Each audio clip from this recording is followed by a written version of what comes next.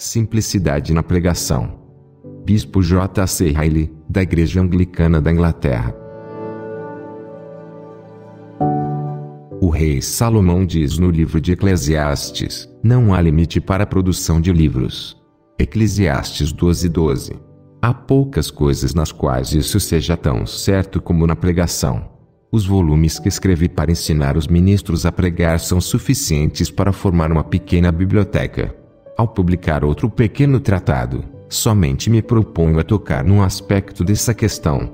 Não pretendo considerar a substância e matéria de um sermão. Deliberadamente deixarei de lado pontos como a solenidade, unção, vivacidade, fervor e outros semelhantes, ou as respectivas virtudes de sermões escritos ou improvisados. Desejo limitar-me a um ponto somente, que recebe bem menos atenção do que merece. Esse ponto é a simplicidade na linguagem e no estilo. Se a experiência serve para alguma coisa, devo ser capaz de dizer algo aos meus leitores a respeito de simplicidade. Comecei a pregar há 45 anos, quando exerci o ministério pela primeira vez numa pobre paróquia rural, e tenho passado uma grande parte de meu ministério espiritual pregando para trabalhadores rurais e granjeiros. Conheço a enorme dificuldade de pregar ouvintes como esses, de fazer com que entendam o que queremos dizer e manter sua atenção. No que concerne à linguagem e à composição, afirmo deliberadamente que prefiro pregar na Universidade de Oxford ou em Cambridge, no templo, ou no parlamento, do que dirigir-me a uma congregação agrícola numa quente tarde de agosto.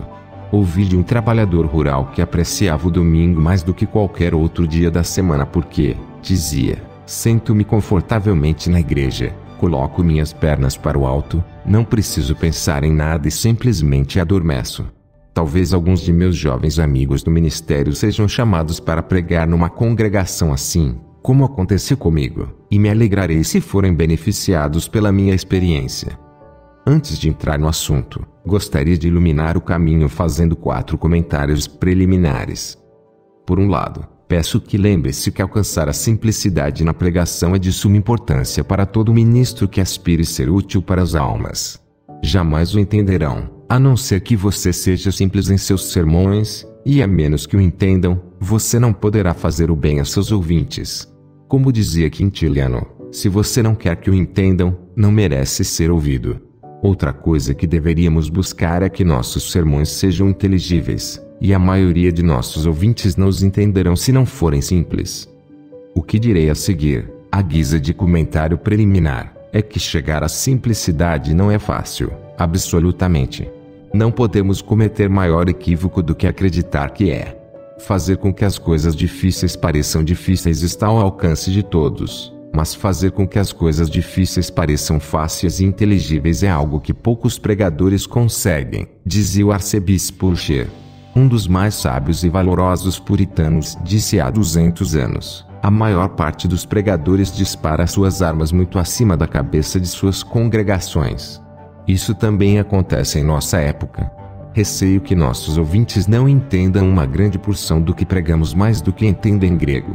Quando as pessoas escutam um sermão claro e direto, ou leem uma obra do mesmo gênero, podem dizer, que clareza! Que fácil é de entender! E pensar que qualquer um pode pregar ou escrever nesse estilo. Permitam-me dizer que é extremamente difícil escrever de modo simples, claro, direto e vigoroso. Considerem os sermões de Charles Bradley, de Clapham. Podem ser lidos tranquilamente. São simples e naturais. Qualquer um sente de imediato que seu significado está tão claro como o sol ao meio-dia. Cada palavra é a correta e se encontra no lugar adequado. No entanto, a confecção desses sermões demandou um enorme esforço do Sr. Bradley. Aqueles que leram O Vigário de Wakefield, de Goldsmith, dificilmente deixaram de perceber a maravilhosa naturalidade, fluidez e simplicidade de sua linguagem. E, no entanto, é de domínio público que os esforços, dificuldades e o tempo que levou para essa obra ser terminada foram imensos. Comparemos O Vigário de Wakefield com a história de Rasselas de Johnson, que foi escrita em poucos dias e sob pressão, e imediatamente perceberemos a diferença entre ambas. De fato, utilizar palavras difíceis para parecer culto e fazer com que as pessoas saiam do sermão exclamando que inteligente, que erudito, é tarefa fácil. mas escrever algo que impacte e fique marcado na memória, falar ou escrever algo agradável e de fácil compreensão, que seja assimilado pela mente do ouvinte e jamais esquecido. Isso, podemos estar certos, é algo muito difícil e uma conquista não muito frequente. Permita-me observar, além disso, que quando falo de simplicidade na pregação não estou me referindo à pregação infantil. Se pensarmos que as pessoas humildes apreciam esse tipo de pregação, estamos redondamente enganados. Se nossos ouvintes pensam que os consideramos um bando de ignorantes para os quais qualquer tipo de papinha para bebê é válida, perdemos qualquer possibilidade de fazer-lhes o bem. Normalmente não estarão dispostos a ouvir uma pregação condescendente. Sentirão que não os estamos tratando como iguais, mas como inferiores, e isso sempre desgosta a natureza humana. Imediatamente nos darão as costas, taparão os ouvidos, ficarão ofendidos, e então melhor seria pregar para uma muralha. Finalmente, permita-me observar que não precisamos de uma pregação rude ou vulgar. É perfeitamente possível ser simples e falar como um cavalheiro, com o estilo de uma pessoa gentil e refinada. É um tremendo erro pensar que os homens e mulheres iletrados e analfabetos preferem que lhes falem de modo iletrado e como um analfabeto. É um grande erro supor que um evangelista leigo ou qualquer um que lê as Escrituras, que desconhece o latim e o grego e somente está familiarizado com a Bíblia, é mais aceitável do que um homem de Oxford ou um polemista de Cambridge. Normalmente as pessoas somente toleram a vulgaridade e a rudeza quando não podem ter qualquer outra coisa. Depois desses comentários preliminares, passarei a oferecer 5 breves indicações do que me parece ser o melhor método para alcançar a simplicidade na pregação. Minha primeira indicação é a seguinte: se você quer obter a simplicidade na sua pregação, assegure-se de que você tem uma ideia clara do assunto sobre o qual irá pregar. Peço uma atenção especial sobre isso. Das 5 indicações que irei dar, esta é a mais importante de todas. Tenha cuidado, pois, de entender e chegar ao fundo do texto que você escolheu, de saber exatamente o que você deseja mostrar, o que quer ensinar, o que pretende estabelecer e o que é nela que penetre nas mentes de seus ouvintes. Se você mesmo começar de modo nebuloso, pode ter certeza de que deixará a sua congregação em trevas. Cícero, um dos maiores oradores da antiguidade, disse: é impossível que alguém fale de modo claro e eloquente a respeito de um assunto que desconhece, e creio que ele falou a verdade. O arcebispo Eitel era um observador sagaz da natureza humana e falou com razão de um grande número de pregadores que não apontavam para nada e não acertavam nada.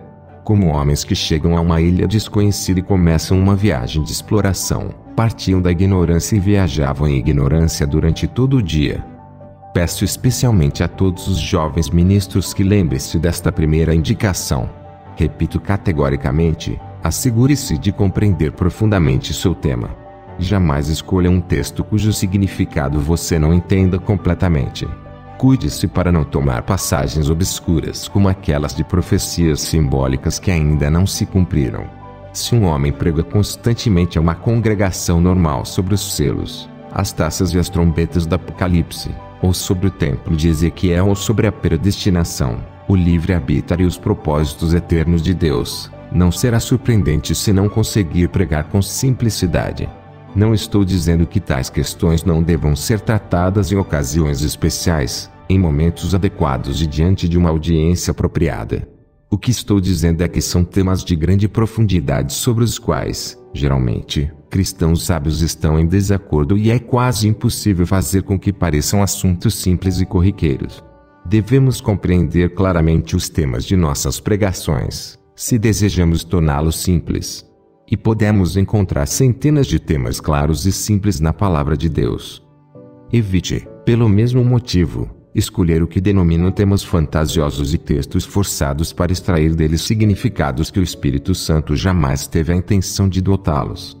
Não há questão necessária para a saúde da alma que não esteja claramente ensinada e exposta na Escritura. Sendo esse o caso, creio que o pregador não deveria nunca tomar um texto e extrair dele, como um dentista faria com um dente, algo que, por mais verdadeiro que seja por si mesmo, não é o significado claro e literal das palavras inspiradas. O sermão pode parecer brilhante e engenhoso, e talvez sua congregação saia dizendo: Que pastor inteligente nós temos! Mas se após uma análise não puderem encontrar o sermão no texto ou o texto no sermão, ficarão perplexos e começarão a pensar que a Bíblia é um livro cujo significado é profundo demais para ser entendido. Se você quer alcançar a simplicidade, evite os textos forçados. Permita-me explicar o que quero dizer com textos forçados. Lembro de ouvir um ministro numa cidade do norte que era famoso por pregar com esse estilo. Uma vez escolheu como texto, ou com o ídolo do pobre, que pode apenas escolher um bom pedaço de madeira e procurar um marceneiro para fazer uma imagem que não caia. Isaías 40:20. Disse aquele pregador: aqui temos um homem arruinado e perdido.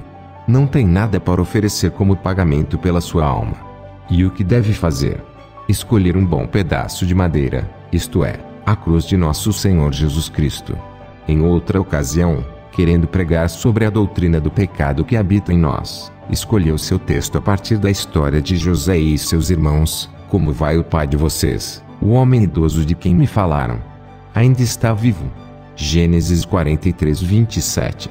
Utilizando essa pergunta, articulou engenhosamente um discurso sobre a infecção produzida pela natureza pecaminosa que permanece no crente, uma grande verdade, sem dúvida, mas com certeza não a verdade daquela passagem. Creio que esses exemplos servirão de advertência a meus irmãos mais jovens. Se você quer pregar sobre a corrupção que permanece na natureza humana ou sobre o Cristo crucificado, não precisa utilizar textos tão rebuscados como os que mencionei. Assegure-se de escolher textos claros e diretos. Além disso, se você deseja analisar a fundo seus temas, ainda que de modo simples e direto, não se envergonhe de dividir seus sermões e de mencionar suas divisões. Quase não preciso dizer que essa é uma questão bem problemática. Em muitos lugares há um receio temeroso a respeito de em primeiro lugar, em segundo lugar e em terceiro lugar. A tendência atual é fortemente contrária a divisões no sermão. E devo confessar com franqueza que um sermão vivo e não dividido é muito melhor do que um dividido de forma pesada, nécia e ilógica. Que cada homem esteja completamente convencido em seu foro íntimo. Que perseverem aqueles capazes de pregar sermões sem divisões que causem impacto e que sejam facilmente lembrados. Mas que não sejam desprezados aqueles que dividem seus sermões. O que desejo frisar é que, se quisermos usar de simplicidade e clareza, o sermão deve ter uma ordem, como um exército. Que tipo de general misturaria a artilharia, a infantaria e a cavalaria numa massa confusa, no dia da batalha? Que anfitrião, ao preparar um banquete, imaginaria pôr à mesa todos os manjares ao mesmo tempo: sopa, peixe, entradas e saladas, carne e sobremesa num único grande prato? Podemos dizer o mesmo sobre os sermões. Deve haver uma ordem, seja utilizando palavras como em primeiro lugar, em segundo lugar, em terceiro lugar ou não. Deve haver ordem, independentemente se suas divisões são expressas ou ocultas, uma ordem tão cuidadosamente disposta que os pontos de seu sermão e suas ideias sucedam uns aos outros com maravilhosa regularidade, assim como os regimentos que desfilam diante da rainha num dia de revista no Parque de Windsor. Particularmente, confesso que não creio ter pregado 2 sermões sem divisões em toda a minha vida. Creio que é da maior importância que as pessoas entendam, lembrem e retornem às suas casas com meu sermão, e estou certo de que as divisões ajudam sobremaneira em tudo isso. De fato, são como ganchos, pinças e estantes na mente.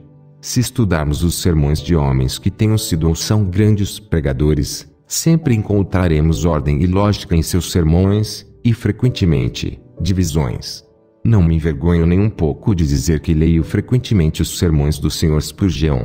Gosto de colecionar ideias para pregações em vários lugares. Davi não perguntou a respeito da espada de Golias: quem a fez? Quem a poliu?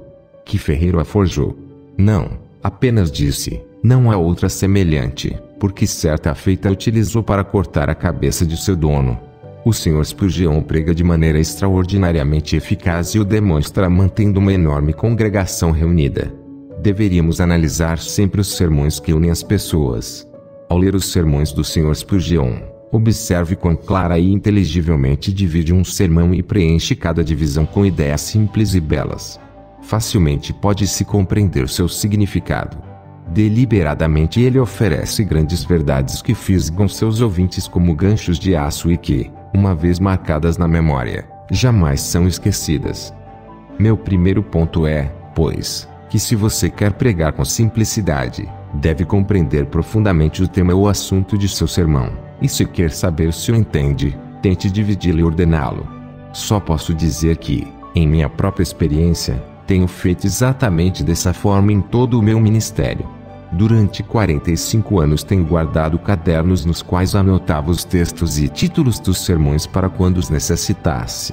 Assim que compreendo um texto e o vejo até o fundo, eu anoto. Se não consigo ver até o fundo, não posso pregar sobre ele, porque sei que não poderei ser simples, e se não posso ser simples, sei que é melhor não pregar em absoluto. A segunda indicação que desejo fazer é a seguinte: tente utilizar em todos os seus sermões, na medida do possível, palavras e termos simples. Em todo caso, devo explicar o que quero dizer com isso. Quando falo de palavras simples, não estou me referindo a palavras monossilábicas ou puramente saxãs. Nesta questão eu não posso estar de acordo com o arcebispo Eitele. Creio que ele vai longe demais em sua recomendação do uso da linguagem saxã, ainda que exista uma grande verdade no que diz a respeito. Mas sou da opinião daquele velho sábio pagão, Cícero, quando diz que os oradores devem utilizar palavras de uso diário e comum entre o povo simples. Sejam palavras de origem saxã ou não, de 2 ou 3 sílabas, não importa, desde que sejam palavras utilizadas comumente e compreensíveis para a maioria das pessoas. Faça o que fizer, evite o que os humildes denominam sagazmente como palavras de dicionário, isto é, palavras abstratas, científicas, técnicas, pedantes, complicadas, indefinidas ou muito longas. Podem parecer muito elegantes e pomposas, mas em raras ocasiões terão alguma utilidade. Por regra geral, as palavras mais poderosas e enérgicas costumam ser as mais simples. Todos precisamos de alguém para chamar-nos a atenção sobre esses pontos. É ótimo utilizar palavras elegantes em Oxford ou Cambridge, diante de ouvintes eruditos e pregando para plateias cultas.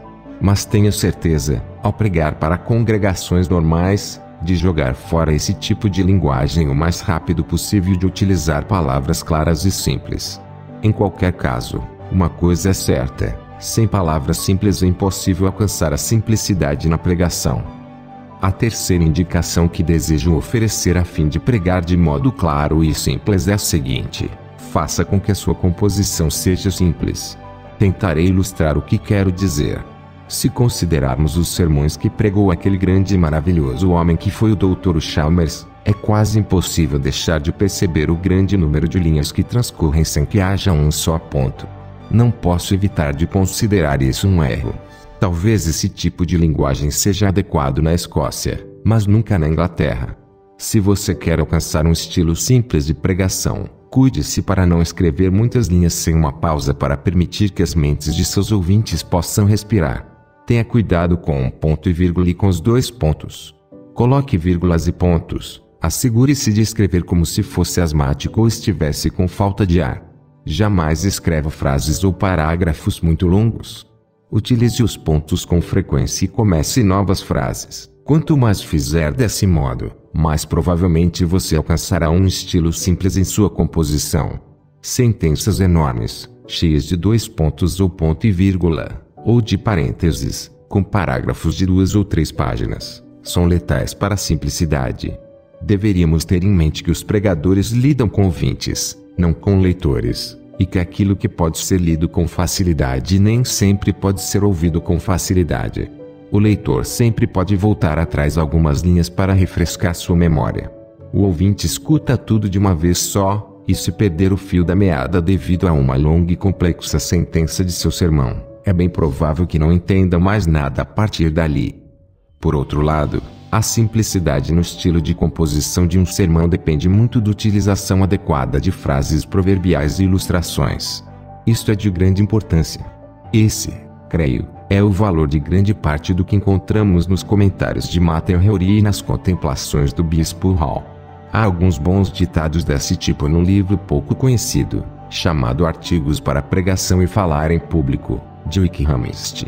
Estes são alguns exemplos. Vestimos na eternidade aquilo que tecemos no tempo. O caminho para o inferno está asfaltado de boas intenções. O pecado abandonado é uma das melhores provas do pecado perdoado. Não importa muito como morremos, mas sim como vivemos. Não se meta na vida de ninguém, mas também não ignore os pecados de ninguém. Quando cada um varre a calçada de sua casa, toda a cidade fica limpa. A mentira aumenta a dívida. É difícil que uma bolsa vazia pare em pé. Quem começa orando termina louvando. Nem tudo que reluz é ouro. Na religião, como nos negócios, não há lucro sem esforço. Na Bíblia há águas rasas que podem ser atravessadas por um cordeiro e águas profundas nas quais um elefante deve passar a nado. Na cruz um ladrão foi salvo para que ninguém se desespere, mas apenas um, para que ninguém se iluda.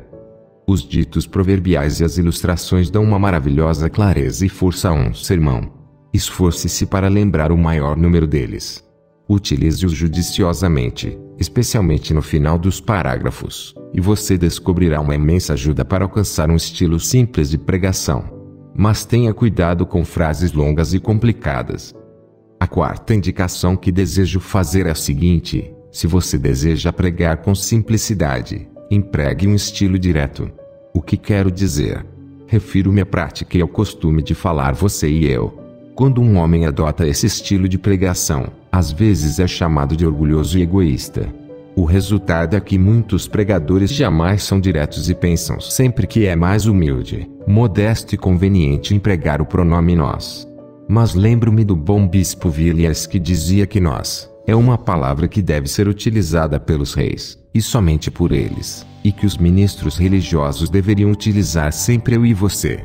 Aprovo sem reservas essa afirmação. Declaro que jamais entendi o que significa o famoso nós, pronunciado no púlpito. O pregador refere-se a ele mesmo e ao bispo, a ele mesmo e à igreja, a ele mesmo e aos pais da igreja, a ele mesmo e aos reformadores, a ele mesmo e aos sábios. Ou, afinal de contas, refere-se a mim? Se refere-se somente a si mesmo, que razão humana pode dar para utilizar o plural e não dizer simples e claramente eu? Quando visita seus paroquianos, ou senta-se junto a um enfermo, ou ensina na escola bíblica, ou pede pão ao padeiro ou carne ao açougueiro, não diz nós, mas eu. Gostaria de saber, então, por que não pode dizer eu no púlpito? Que direito tem, como homem modesto, de falar por mais alguém além de si mesmo? Por que não apresentar-se no domingo e dizer, ao ler a palavra de Deus, eu encontrei este texto? Estou convencido de que muitas pessoas não entendem o nós do pregador. A expressão as deixa no escuro. Se você disser eu, o pastor vinha aqui para falar de algo que concerne a sua alma, algo que você deve crer, algo que deve fazer, as pessoas o entenderão sempre.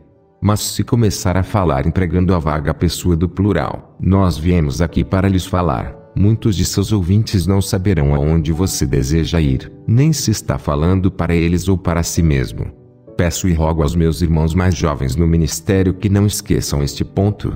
Procure ser tão direito quanto puder. Jamais dê importância ao que o povo diz de você. Não imite nessa questão a homens como Chalmers, Melville, ou a outras celebridades dos púlpitos atuais. Jamais diga nós, quando quer dizer eu. Quanto mais se acostumar a falar claramente às pessoas, na primeira pessoa do singular, como fazia o velho bispo Latimer, mais simples será o seu sermão e mais facilmente será entendido. A glória dos sermões de Whitefield é a sua franqueza. Mas, por desgraça, foram transcritos de modo tão ruim que agora não conseguimos sentir prazer ao ler os mesmos.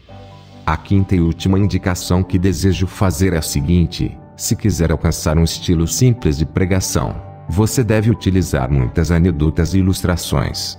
Deve considerar as ilustrações como janelas pelas quais a luz entra em seu sermão. Pode-se falar muito sobre isso, mas os limites de um pequeno opúsculo como este obrigam-me a tratar brevemente desse assunto. É quase desnecessário lembrar do exemplo daquele que falou como nenhum outro homem jamais falou, nosso Senhor e Salvador Jesus Cristo. Estude os 4 evangelhos atentamente e observe a riqueza de ilustrações contida em seus discursos. Com que frequência encontramos figura após figura, parábola após parábola, em seus sermões. Parece que não havia nada de que seus olhos não extraíssem grandes lições. Os pássaros no ar, os peixes no mar, as ovelhas, as cabras, o trigo, o joio, a videira, o semeador, o agricultor, o pescador, o pastor, o jardineiro, a mulher preparando a comida, as flores, a relva, o pagamento de tributos, o banquete de casamento, o sepulcro, tudo era veículo para transmitir pensamentos às mentes de seus ouvintes. O que dizer das parábolas do filho pródigo, do bom samaritano, das 10 virgens, do rei e das bodas de seu filho, do rico e Lázaro, dos trabalhadores da vinha e de tantas outras histórias que nosso Senhor relata a fim de transmitir uma grande verdade às almas de seus ouvintes. Tente seguir seus passos e seu exemplo. Se você se deter em seu sermão e dizer, agora vou contar uma história, garanto que todos os que não estejam completamente adormecidos abrirão bem os ouvidos e ouvirão atentamente. As pessoas gostam das comparações, das ilustrações e das histórias bem contadas, e as ouvirão mesmo quando não quiserem ouvir mais nada. E quão inesgotável é o número de fontes para nossas ilustrações. Tomemos o livro da natureza que nos rodeia. Observe o céu sobre a sua cabeça e o mundo ao seu redor. Observe a história. Observe as ramificações da ciência, geologia, botânica, química, astronomia. Porventura, há alguma coisa nos céus e na terra da qual seja impossível extrair uma ilustração que jogue mais luz sobre a mensagem do Evangelho? Leia os sermões do Bispo Latimer, talvez sejam os mais populares já publicados. Leia os livros de Thomas Brooks, Thomas Watson e George Swinnock, os puritanos. Como estão cheios de ilustrações, metáforas e histórias. Observe os sermões do Sr. Moody. Quer saber um dos segredos de sua popularidade? Ele enche seus sermões de histórias agradáveis. O melhor orador, diz um provérbio árabe, é aquele capaz de transformar ouvido e olho. No que me diz respeito, não somente trato de contar histórias, mas também, especialmente em paróquias rurais, costumo apresentar às pessoas ilustrações familiares, que elas podem ver com seus próprios olhos em seu dia a dia. Por exemplo, quero mostrar-lhes que certamente houve uma grande causa primeira, ou um ser que fez este mundo. Então tiro meu relógio do bolso e prossigo. Olhem este relógio. Muito bem feito. Pode alguém pensar que todos os parafusos, rodas e engrenagens deste relógio se uniram por acidente? Não diria que existe um relojoeiro. Igualmente, podemos deduzir com total certeza que houve um Criador do mundo, cuja autoria vemos gravada na face de cada um desses gloriosos planetas girando anualmente, e com uma precisão de segundos. Observem o mundo e as coisas maravilhosas que ele contém. Poderão afirmar que não há Deus e que a criação é resultado do azar? Às vezes mostro um molho de chaves e as agito. Ao ouvir o ruído, todos olham com atenção.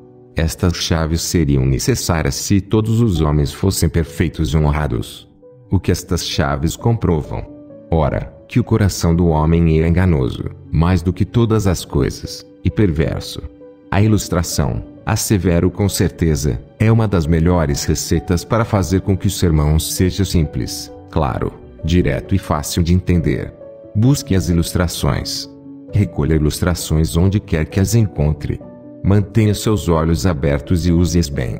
Feliz o pregador que tem bom olho para comparações e boa memória para armazenar histórias e ilustrações adequadas. Se você é um verdadeiro homem de Deus e sabe como compartilhar um sermão, jamais pregará para as paredes e para os bancos vazios. Mas devo fazer-lhe uma advertência. Há um modo adequado de contar histórias. Se alguém não é capaz de contar histórias com naturalidade, é melhor não contá-las.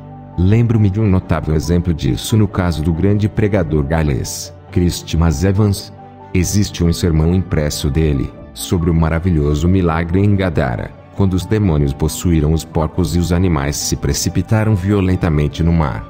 Ele descreve a cena de modo tão detalhado que chega a ser verdadeiramente ridículo, em parte devido às palavras que põe na boca dos trabalhadores que dão a notícia da perda dos porcos ao proprietário. Ó Senhor, diz um deles, todos os porcos desapareceram. Mas aonde eles foram? Pergunta o proprietário. Correram para o mar. E quem os levou até lá? Ó Senhor, aquele homem maravilhoso. Bem, que tipo de homem é esse? O que ele fez? Bem, senhor, ele disse umas coisas estranhas e todos os porcos precipitaram-se no mar. Como assim? Inclusive o velho porco preto. Sim, senhor, também ele, pois vimos a ponta de seu rabo desaparecendo pela borda do penhasco. Isso é ir a um extremo. Por outro lado, os admiráveis sermões do Dr. Guthrie às vezes estão tão carregados de ilustrações que fazem lembrar uma torta feita quase toda de ameixas e com uma quantidade insignificante de farinha de trigo. Não deixe de adornar seu sermão com cores e imagens. Extraia a doçura e luz de todas as fontes e de todas as criaturas, dos céus e da terra, da história e da ciência. Mas, convenhamos, existe um limite. Tenha cuidado ao colorir, para não exagerar. Utilize um pincel de ponta fina para colorir. Lembre-se disso e verá que o colorido de uma ilustração é de imensa ajuda, para alcançar a simplicidade e a clareza na pregação. E agora tenha em mente estes 5 pontos. Se quiser alcançar a simplicidade na pregação, tenha uma ideia clara do que vai pregar. Se quiser alcançar a simplicidade na pregação, utilize palavras simples. Se quiser alcançar a simplicidade na pregação, procure adquirir um estilo de composição simples, com frases curtas, breves e objetivas. Se quiser alcançar a simplicidade na pregação, seja direto. Vá direto ao ponto. Se quiser alcançar a simplicidade na pregação, utilize abundantemente ilustrações e histórias. Permita-me acrescentar a isto algo puramente prático. Jamais alcançaremos a simplicidade na pregação sem muitas dificuldades. Esforços e dificuldades, esforços e dificuldades. Alguém perguntou a Turner, o célebre pintor, como misturava tão bem as cores, e como elas ficavam tão diferentes das cores das telas de outros artistas. Ele respondeu: misturar cores. Misturar cores. Misturar cores. Bem, com inteligência, senhor. Estou convencido de que, na pregação, poucas coisas podem ser feitas sem dificuldades e esforços. Ouvi que um jovem e descuidado ministro religioso disse a Richard Cécio: creio que preciso de mais fé. O sábio ancião respondeu: não, você precisa de mais obras, de mais esforço. Não deve pensar que Deus fará a obra por você, mas sim por intermédio de você. Peço a meus jovens irmãos que lembrem-se disso. Rogo-lhes que investam seu tempo na preparação de seus sermões, que se esforcem e exercitem sua inteligência na leitura. Mas cuidem-se para ler somente aquilo que é útil. Não gostaria que gastassem seu tempo lendo os pais da igreja a fim de ajudá-los em sua pregação. Eles são muito úteis à sua maneira, mas existem coisas bem mais úteis nos escritores modernos, se tiverem discernimento para escolher os melhores. Leia bons exemplos e familiarize-se com o bom senso na pregação. Como melhor modelo, tome a Bíblia inglesa. Se falar com a linguagem dela, falará bem. Leia a obra imortal de John Bunyan, O Peregrino. Leia a mesma várias vezes se deseja alcançar a simplicidade na pregação. Não deixe de ler os puritanos. Alguns deles, sem dúvida, são pesados. Goldwyn e Owen são bem difíceis, mas excelente artilharia no lugar certo. Leia muitos livros como os de Richard Baxter, Watson, Traill, Flávio, Charnock, Hall e Henry. São, em minha opinião, modelos do melhor inglês comum que se falava antigamente. Lembre-se, em todo caso, que o idioma muda ao longo dos anos. Falavam inglês como nós, mas seu estilo era diferente do nosso. Além de ler suas obras, leia os melhores modelos de inglês moderno que encontrar.